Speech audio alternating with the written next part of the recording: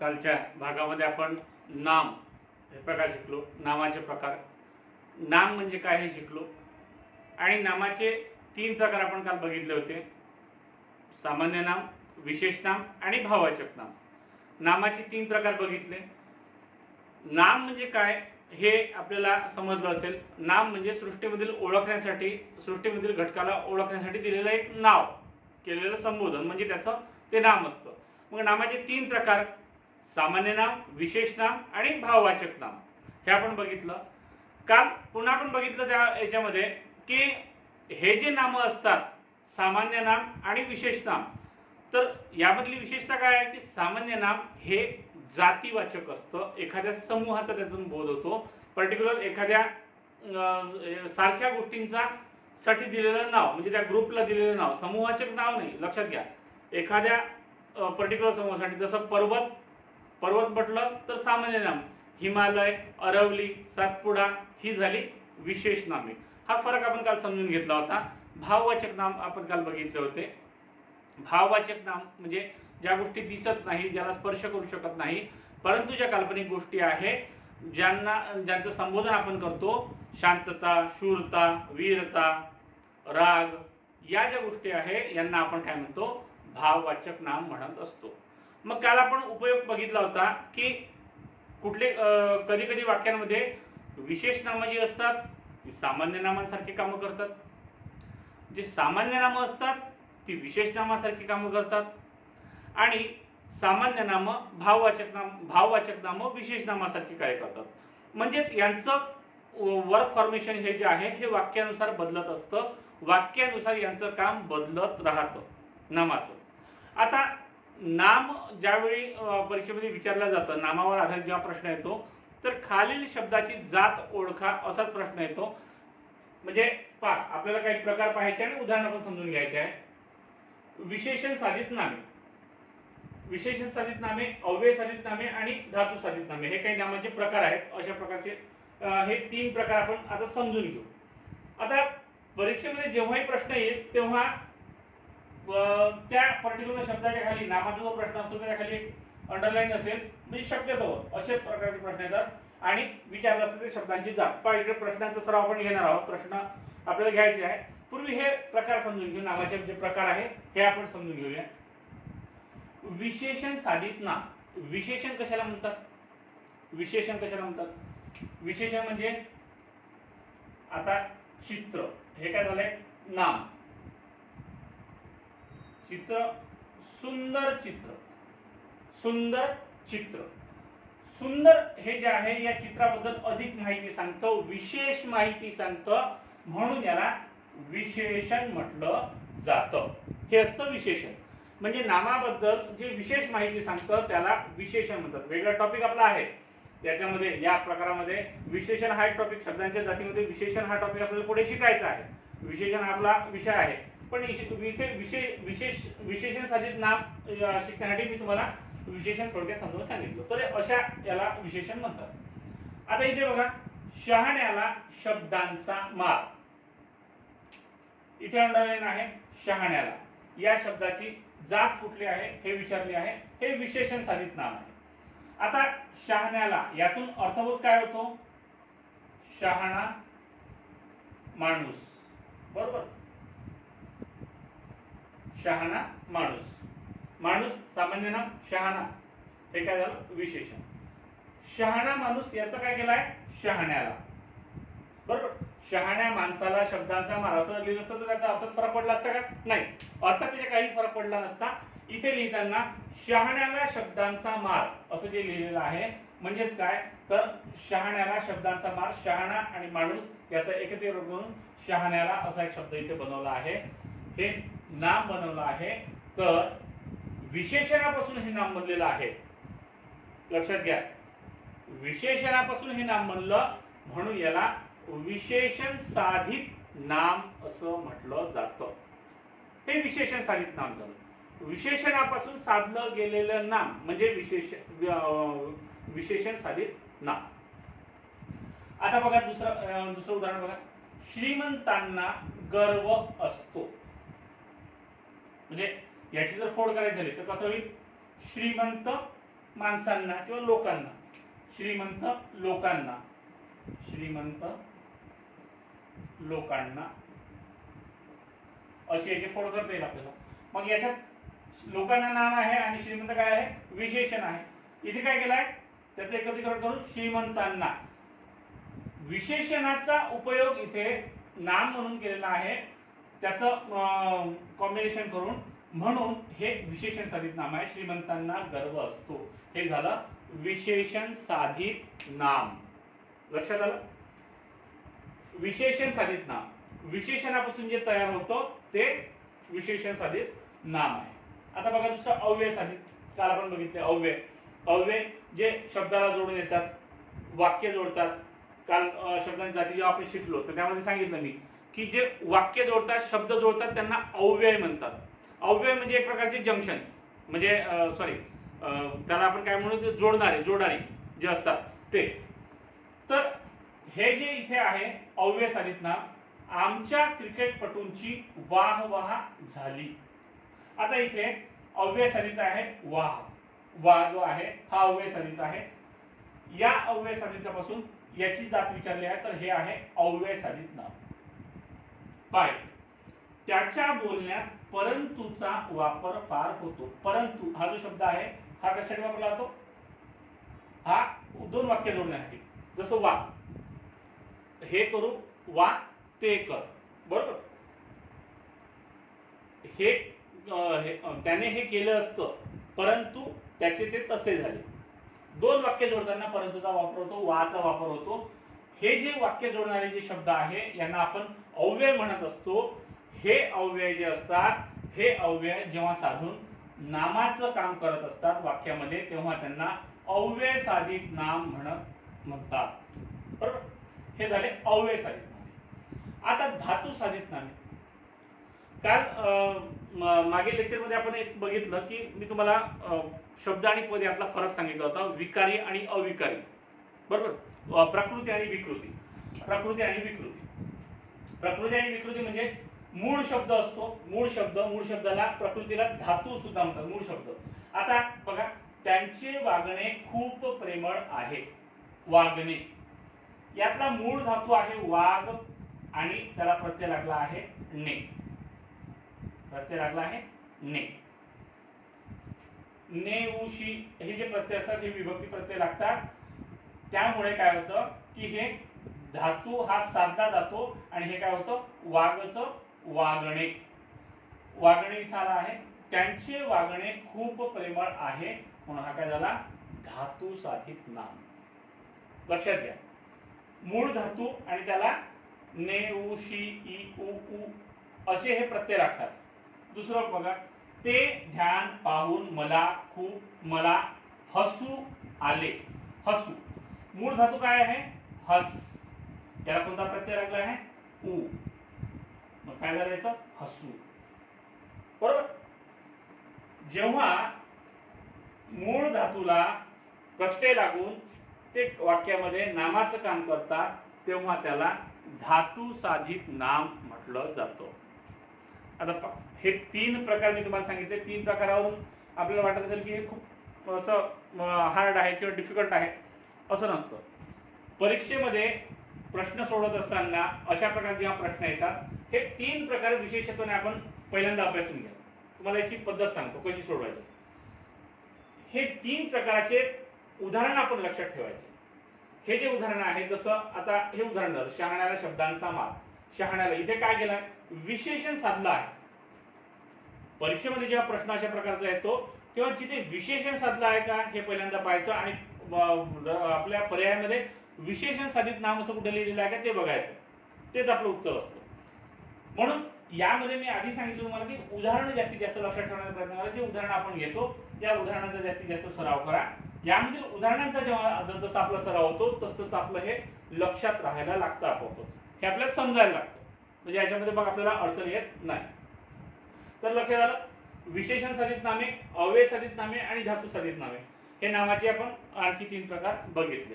तर हे नावाचे प्रकार आपण सर्व पाहिले. आता नामावर आधारित प्रश्न कशा प्रकारचे येतात ते काही प्रश्न आपण बघू. आणखी सरावासाठी मी तुम्हाला प्रश्न देणार आहे याच्याबद्दल. थोडक्यात काही प्रश्न कसे सोडवायचे किंवा प्रश्न कसे टॅकल करायचे याचा थोडक्यात आपण सराव इथे प्रश्नांच्या माध्यमातून करू. बघा प्रश्न. आता प्रश्न असा येईल, वर लिहिलं असेल की खालील अधोरेखित केलेल्या शब्दांच्या जाती ओळखा किंवा अधोरेखित शब्दाची जात सांगा. बरोबर. आता नामाचा प्रश्न शक्यतो मी तुम्हाला सांगितलं तिथे काय राहील, त्याला अंडरलाईन केलेलं राहील, त्याला हायलाइट केलेलं राहील. पर्टिक्युलर एखाद्याचं विचारलं जातं, कारण नाम एकापेक्षा जास्त इथे वाक्यामध्ये असू शकतात. पर्टिक्युलर एखाद्याचं नाम विचारलं, वाक्यामध्ये एकापेक्षा जास्त नामे असू शकतात, लक्षात घ्या. त्याचा सर्वांना राग येतो. बरं, त्याचा सर्वांना राग येतो हे वाक्य आहे आणि आपल्याला विचारलं आहे राग, याच्या खाली अंडरलाईन केलेलं आहे आणि हे विचारलं आहे की हे काय आहे. मग आता हे काय आहे, सामान्य नाम आहे का? निश्चितच नाही. सामान्य नाम म्हणजे काय, एखाद्या जातीचं नाम असतं. धातू साधित आहे का? कुठला धातू इथे साधला गेला आहे काय? नेऊ शी प्रत्यय लागला आहे काय? नाही, प्रत्यय अजिबात लागलेला नाही. लक्षात घ्या, एकेका पर्यायाचा, प्रश्नामधील एकेका पर्यायाचा आपण विचार करतोय, एक एक पर्याय आपण शोधतोय, एक एक पर्याय त्यातून तपासून पाहतोय. सामान्य नाम हे नाहीये. सामान्य नाम आपल्याला माहित आहे की सामान्य नामापासून एका जातीचा बोध होतो. धातू साधित नाम हे अजिबात नाहीये, कुठलाच धातू इथे साधला गेलेला नाहीये. विशेष नाम आहे का? विशेष नाम पण नाहीये, एखाद्या व्यक्तीचं नाव नाही. भाववाचक नाम आहे का? आहे. कारण राग ही गोष्ट आपल्याला दिसते का? ही अमूर्त गोष्ट असते, परंतु त्याला संबोधन दिलं जातं. चेहऱ्यावरचा राग दिसतो, पण राग नावाची अशी कुठली गोष्ट पर्टिक्युलर आहे का? एखाद्या व्यक्तीला आलेला राग आपल्याला दिसतो, परंतु राग नावाची अशी कुठली गोष्ट प्रत्यक्षात असते का? प्रत्यक्षात दिसते का? नाही. तर अशा ज्या प्रत्यक्षात गोष्टी दिसणाऱ्या नसतात, ज्या अमूर्त असतात, त्यांना भाववाचक नाव असं आपण म्हणतो. म्हणून या प्रश्नामध्ये राग हे काय असेल? भाववाचक नाम आहे. बरोबर. बघा, रडणे हा ना धर्म आपुला, एक वाक्य आहे आणि यामध्ये विचारलं आहे या शब्दाची जात काय. हा जो शब्द आहे याच्या अंडरलाईन केला रडणे. क्रियापद आहे का वाक्यातलं? क्रियापद नाही. विशेष नाम आहे का? रडणे विशेष नाम अजिबातच नाही. धातू साधित नाम आहे का? किंवा सामान्य नाम आहे का? सामान्य नाम अजिबात नाही. धातू साधित नाम आहे का? विचार करा. रडणे, नेऊशी, आता उदाहरण आपण बघितलं. वागणे, रडणे, ने प्रत्यय लागला, रड, रडणे. हस, हसणे, हसू, रडणे. इथे ने प्रत्यय लागून हा धातू साधला गेलेला आहे, म्हणून याचं उत्तर काय आहे? हे आहे धातू साधित नाम. वरचं काय आहे? भाववाचक नाम. बरोबर. लक्षात आलं? प्रश्न कसे सोडवायचे याचा आपण सराव करतो. प्रश्न कशा पद्धतीने आपण टॅकल केले पाहिजे, प्रश्न कसे सोडवले पाहिजे याचा यामध्ये सराव करतो. लक्षात घ्या, एक एक पर्याय तपासून पाहायचा असतो. मराठी व्याकरणाच्या याच्यामध्ये जेव्हा पर्याय दिलेले असतात त्या पर्यायामधून एक एक पर्याय टॅकल करून पाहायचा. आपण जे नियम लिहून घेतो, ज्या ज्या भागावरचे नियम लिहून घेतो ते नियम समोर ठेवायचे आणि मग सराव करायचा. जे मी सराव प्रश्न तुम्हाला देतो त्या सराव प्रश्नांचा आधी सराव करायचा आणि नंतर परीक्षेमध्ये आलेले जे प्रश्न आहेत ते सोडून बघायचे आणि एक एक पर्याय त्यातला टॅकल करायचा. हळूहळू याची गती आपली वाढून जाते. सुरुवातीला स्लो गतीने प्रॅक्टिस करायची आणि हळूहळू आपली गती त्यामध्ये वाढून जाईल. ताजमहल अतिशय सुंदर इमारत आहे, हे वाक्य आहे आणि इथे विचारलं आहे ताजमहल. आता अगदी सोपा प्रश्न आहे. ताजमहल, ताजमहल कशाचं नाव आहे? कुठल्या जाती प्रकाराचं नाव आहे का? कुठल्या एखाद्या विशिष्ट याचं नाव आहे का? नाही. तर पर्टिक्युलर एका वास्तूचं नाव आहे. वास्तूचं नाव आहे ना. मग काय असेल? पर्याय आधी बघून घ्यायचे. सामान्य नाम आहे का? नाही आहे. विशेष नाम आहे का? हो. तर हे काय आहे? विशेष नाम. भाववाचक नाम नाही किंवा धातू साधित नाम नाही, तर हे काय आहे? एक विशेष नाम. विशेष नाम म्हणजे पर्टिक्युलर एखाद्या व्यक्तीला, वस्तूला दिलेलं नाव म्हणजे विशेष नाम. तर हे काय आहे? ताजमहल हे विशेष नाम आहे. पुढचा प्रश्न बघा. आमच्या वर्गात बरेच नारद आहेत. बघा, नारद, नारद कोणाचं नाव आहे? नारद मुनी, जे पुराणामध्ये ज्याचा उल्लेख केला जातो. नारद मुनी हे एका व्यक्तीचं नाव आहे. व्यक्तीचं नाव आहे म्हणजे ते काय? विशेष नाम आहे, आपल्याला माहित आहे. पण वाक्य त्याचा उपयोग कसा झालाय हे आपल्याला बघितलं पाहिजे. पहिले आमच्या वर्गात बरेच नारद आहेत. नारद, नारदाचा कशासाठी फेमस होता नारद, तर कळ लावणे, याचं त्याचं भांडण लावणे यासाठी नारदाची खूप प्रसिद्ध आहे नारद. म्हणून इथे वाक्यात म्हटलं की आमच्या वर्गात बरेच नारद आहेत. तर हे काय असेल, विशेष नाम म्हणून नारद इथे वापरलाय का, नाही. सामान्य नाम म्हणून वापरलाय का, तर हो. नारद म्हणजे कळ लावणारा व्यक्ती असं म्हणून इथे हे विशेष नाम सामान्य नामाचं काम करतंय. कालच्या उदाहरणामध्ये आपण जसं बघितलं होतं, आमचे वडील म्हणजे जमदग्नीच आहेत, जमदग्नी आहेत. आता जमदग्नी हे विशेष नाव आहे, परंतु या ठिकाणी विशेष नाम सामान्य नामाचं काम करतं. लक्षात आलं. तर हे इथे वाक्यामध्ये जेव्हा एखादं नाम येतं तर ते नाम मुळातलं कुठलंही नाम असलं तरी वाक्यात त्याचं काम काय आहे. तुमचा मुलगा म्हणजे कुंभकर्णच. आता यामधून कुंभकर्णाचा उल्लेख वैयक्तिक तिथे आलेला नाहीये, तर पर्टिक्युलर एक झोपाळू प्रवृत्तीसाठी आलेलं नाम म्हणजे ते कुंभकर्ण आहे. इथे तसंच आमच्या वर्गात बरेच नारद आहेत, याचा अर्थ इथे नारद हा शब्द विशेष नाम म्हणून नाही, मुळातलं जरी विशेष नाम असलं तरी इथे सामान्य नाम म्हणून ते काम करतंय. तर अशा प्रकारे नामावर आधारित प्रश्न जे असतात ते आपल्याला सोडवायचे असतात. एक एक पर्याय टॅकल करून यामधून आपल्याला हे प्रश्न सोडवायचे आहेत. तर नाम हा टॉपिक आपला पूर्ण झाला. नाम आपल्या लक्षात आलं असेल, बरोबर. नामाचे सगळे प्रकार आपण बघितले आणि प्रश्न कसे सोडवायचे हे पण बघितले. नामावर आधारित प्रश्नांचा सराव आपण करणार आहोत. मी तुम्हाला प्रश्न प्रोव्हाइड करणार आहे. नामाला जोडून जेव्हा लिंग आणि वचनानुसार बदल होतो हे आपल्याला पुढचा भाग शिकायचा आहे. वचन आणि लिंगानुसार, वचन, लिंग आणि विभक्ती यानुसार कसे बदल होतात ते आपल्याला शिकायचं आणि पुढे जायचं आहे. आधी हा टॉपिक लिहून घ्या, त्यानंतर पुढचा टॉपिक कंटिन्यू करू आपण.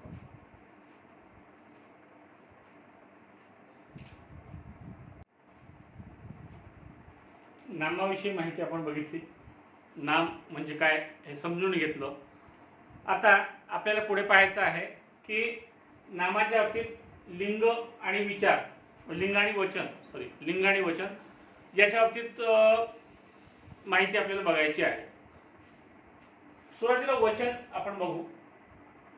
नामाचं वचन विचार. वचन म्हणजे काय, वचन म्हणजे कुठल्याही गोष्टी जेव्हा आपण संबोधतो, एक सिंगल जर गोष्ट असेल आणि त्याच्यापेक्षा जास्त गोष्टी असेल तर संबोधनात आपल्या फरक असतो की नसतो, निश्चित असतो. पुस्तक, याच्यातून अर्धबोध काय झाला आपल्याला की एकच पुस्तक आहे, बरोबर. पुस्तके आपल्या डोळ्यासमोर काय चित्र आलं, भरपूर सारे पुस्तकं किती असतील त्याचं माहित नाही, पण एकापेक्षा तर निश्चितच जास्त आहे, म्हणजे अनेक आहेत. लक्षात घ्या. एक वचन अनेक वचन असंच आहे. अगदी सोपा प्रकार आहे हा, फार सोपा प्रकार. आणि यामध्ये महत्वाचं म्हणजे आपण जास्त नियमांचा बागुलबुवा न करता, नियमांमध्ये आपण याच्यात अजिबात जाणार नाही. नियम यामध्ये शिकताना आपण नियम पाक कसे शिकणार आपण मी तुम्हाला सांगतोच. आता तुम्ही बघा, वचन आणि लिंग ही स्वतंत्र आणि सोपी व्यवस्था आहे, पण तितकीच धरसोडीची सुद्धा आहे. कशी धरसोडीची आहे ते सांगतो.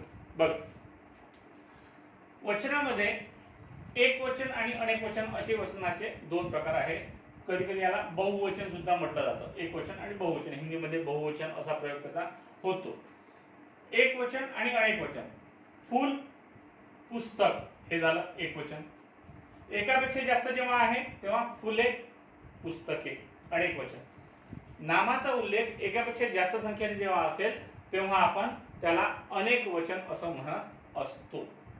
मग आता काही वचनाची उदाहरणं आपण बघू. वचन कसे बदलतात, काही वचन बदलण्याची उदाहरणं बघा. इथे कुत्रा अनेक वचन काय होईल, कुत्रे. घोडा, घोडे. अर्थबोध लक्षात ठेवा, एकापेक्षा जास्त तेव्हा अनेक वचन आणि एक तेव्हा एक वचन.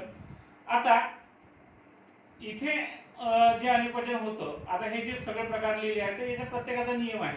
आकारांतच उकारांत होतं, आकारांत उकारांत. तर इथे काय करायचं, एवढे जास्त नियम लक्षात ठेवण्याचं अजिबात काम नाही. एवढ्या जास्त नियमांच्या भानगडीत पडण्याचा अजिबात आपल्याला गरज नाही वचन आणि लिंगाच्या बाबतीत. सरळ सरळ जेव्हा आपण हे उदाहरण सोडू, हे उदाहरण सोडल्यानंतर आपल्या सहज ते लक्षात येतील. वचन, एकवचन आणि अनेकवचन हे सहज समजून जातील. कुत्रा, कुत्रे, घोडा, घोडे, लिंबू, लिंबे. इथे काय नियम आहे? उकारांतच एकारांत, म्हणजे शेवटी जो आहे इथे आकारांतच एकारांत. आता एवढे नियम काही लक्षात ठेवणार, फक्त मी तुम्हाला समजण्यासाठी सांगतोय. उकारांतच एकारांत होतं, यचा ई प्रत्यय लागतो, म्हणजे पा उ, लिंबू उ आहे, उचा काय झाला? ए प्रत्यय लागला, लिंबूचं काय होईल? लिंबे. वासरू, वासरे. काही असे जे वचन आहे की जे एकवचनी सारखंच असतं आणि अनेक वचन सुद्धा सारखं असतं. देव, अनेक वचन काही देवच, अनेक देव. कवी, कवीच. खडू, खडू. म्हणजे हे जे शब्द आहे, हे जे नाम आहे, हे अनेक वचनात सुद्धा बदलत नाहीत, सारखेच राहतात. सासू, सासवा. पिसू, पिसवा. घर, घरे. फूल, फुले. नदी, नद्या. भाकरी, भाकऱ्या. यामध्ये जर आपण बघितलं, कारण काय वचनाच्या बाबतीत मी यासाठी म्हणतोय तुम्हाला की जास्तीत जास्त नियम आपण लक्षात ठेवण्याची गरज नाही, जास्त नियमांमध्ये खोल जाण्याची सुद्धा गरज नाही. हे यासाठी की मराठी ही आपली सहज आपण जेव्हा बोलतो ती बोलणारी भाषा आहे आणि आपण हे जे संबोधन आहे हे संबोधन आपले सहज होतात. एकवचनाचे अनेक वचन आपण सहज करू शकतो. हा टॉपिक आपल्याला न शिकता तसाही माहीत असतो तसं जर पाहिलं तर. फक्त इथे आपण त्याचं फॉर्मेटिव्ह रूप पाहतो. एक प्रकारे इथं त्याचं एक औपचारिक स्वरूप इथे आपल्याला दिसतं. म्हणून हे प्रकार समजण्यात इतके सोपे नाहीये, समजण्यास अगदी सोपे आहे. वचन हा जो टॉपिक आहे नामाच्या बाबतीत, नामाचा वचन विचार, त्यामध्ये एक वचन आणि अनेक वचन अशा प्रकारचे एक वचन आणि अनेक वचन असतात, हे होतात. त्याचे काही नियम आहेत. त्या नियमाच्या मागे न लागता आपण डायरेक्टली उदाहरण जर याच्यातले समजून घेतले तर ते आपल्याला लवकर लक्षात येतात. बरोबर. तर याचे काही उदाहरणांचा आपण सराव करणार आहोत. वचनाचे जे उदाहरण आहे ते उदाहरण मी तुम्हाला आणखी समजावून सांगतो. आता लिंगाकडे वळू आपण, लिंग विचाराकडे. पहा, नामाचा लिंग विचार. नामाच्या लिंग विचारामध्ये लिंगाचे प्रकार, लिंगाचे 3 प्रकार पडतात. 3 प्रकारचे लिंग आहे: पुल्लिंग, स्त्रीलिंग आणि नपुंसकलिंग. पुल्लिंग ज्यातून पुरुष जातीचा बोध होतो, स्त्रीलिंग आणि नपुंसकलिंग. मराठीमध्ये लिंग व्यवस्था ही थोडी धरसोडीची आहे. मी आधी तुम्हाला म्हटलं की धरसोडीची आहे. लिंग व्यवस्था ही पर्टिक्युलर परफेक्ट अशी लिंग व्यवस्था केलेली नाही. ढोबळमानाने केलेली ही व्यवस्था आहे असं आपण त्याला म्हणू शकतो. कसं काय? तर पुल्लिंग म्हणजे जे सृष्टीमध्ये असे काही गोष्ट राकटपणा, ताठरपणा आणि कठोरपणा हे गुण ज्याच्यामध्ये, म्हणजे पुरुष या प्राण्याचे गुण ज्याच्यामध्ये दिसतील ज्या गोष्टींमध्ये, तर त्याला पुरुषवाचक संबोधन दिलं आहे. तो समुद्र, ती नदी, हे संबोधन करत असताना काय केलंय, संबोधन त्याच्या राकटपणा आणि त्याचा कठोरपणा हे पाहून पुरुषाचे जे गुण आहे त्या ठिकाणी त्याला पुल्लिंग असं संबोधलं जातं. आणि जिथे नाजूकपणा, सोज्वळपणा या ज्या गोष्टी जिथे दिसतात, स्त्री प्राण्याचे गुण ज्याच्यामधून प्रतीत होतात, त्याला स्त्रीलिंग असं म्हटलं जातं. जसं झाड, झाड हे नपुंसकलिंगी आहे. झाड, ते झाड आपण असं म्हणतो. तो वृक्ष, वृक्ष, वृक्ष मोठा असतो, विशाल असतो, खूप भव्य दिव्यता त्याच्यामध्ये दिसते, म्हणून त्याला तो वृक्ष, तो वृक्ष पुल्लिंगी, पुल्लिंग संबोधलं जातं. वेली, वेल ही काय असते? नाजूक असते, ती वेल. बरोबर, ती वेली. म्हणजे जिथे नाजूकपणा, सोज्वळपणा जिथे आला त्याला स्त्रीलिंगी संबोधन आहे. आणि जिथे कणखरता, कठोरता आणि भव्यता जिथे दिसते त्याला पुल्लिंग म्हटलं जातं. आणि अशा काही गोष्टी असतात ज्यातून स्त्रीलिंगाचा बोध होत नाही आणि पुल्लिंगाचा बोध होत नाही. जिथून कुठल्याच लिंगाचा बोध होत नाही तेव्हा त्याला नपुंसक लिंग म्हटलं जातं. जसं झाड, आता सांगितलं मी उदाहरण, झाड, ते झाड. आता पुल्लिंग आहे की स्त्रीलिंग आहे असा कुठलाही बोध होत नाही. उदाहरण बघा, मुलगा, मुलगी आणि मुलगी, पोरगा, पोरगी, पोरगी, कुत्रा, कुत्री, कुत्रे. हे लिंगाचे तिन्ही प्रकार याच्यामध्ये दिलेले आहेत. बरं, ही जी व्यवस्था सांगितली ही व्यवस्था परफेक्ट अशी नाही. का बरं नाही असं म्हणतोय? परफेक्ट नाही. आता बघा एक उदाहरण, दोरा आणि दोरी.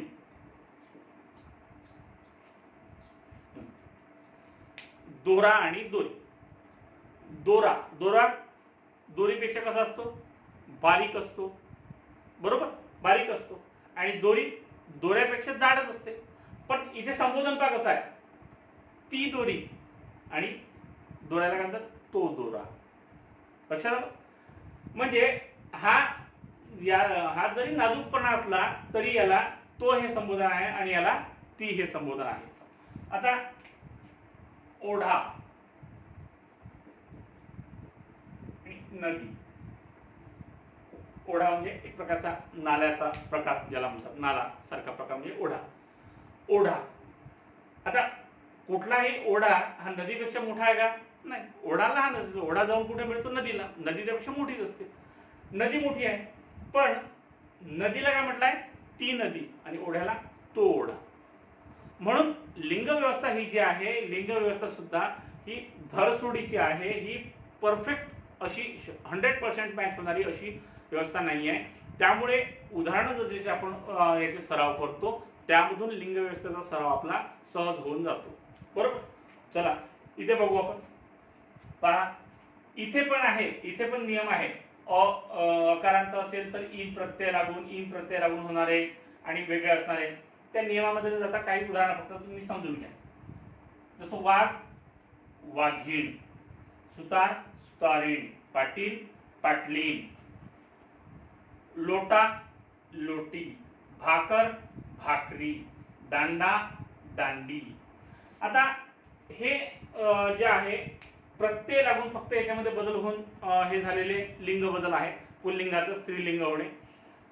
काही अशी जे पुल्लिंग आहे, पुल्लिंग आणि स्त्रीलिंग, की त्याच्यामध्ये ते डिफरंट आहेत टोटली. जसं पुरुष, स्त्री, बंधू, भगिनी, वर, वधू. लक्षात आलं? तर अशा प्रकारची ही लिंग व्यवस्था आहे.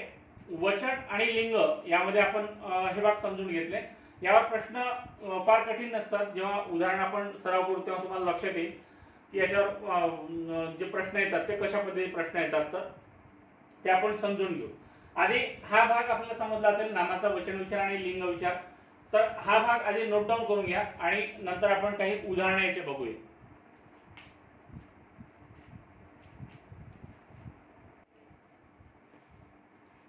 काही उदाहरण आपण बघूया. वचन आणि लिंग यावर आधारित उदाहरणं काही आपण सराव करू. पहा प्रश्न बघा. प्रश्न आहे, अनेक वचनाची चुकीची जोडी शोधा. आता यामध्ये चुकीची जोडी आपल्याला शोधायची आहे. पाठ पहिल्यात नको. भाषा, भाषा. भाषाचं एक वचन आणि अनेक वचन सारखंच होतं का? भाषा, भाष्य वगैरे म्हणतो का आपण? नाही.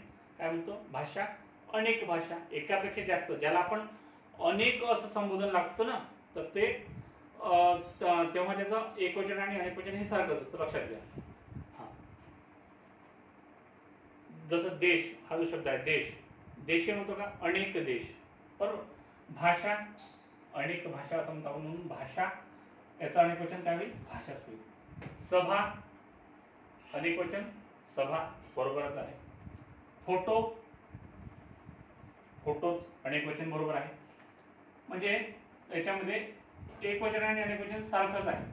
तारा, तारा, तारा हे एक वचन सारखं आहे का? बघा बरं. याचं तारा एक जर असेल तर त्याला आपण तारा म्हणतो, आणि एकापेक्षा जास्त असेल तर याला तारा म्हणतो का आपण?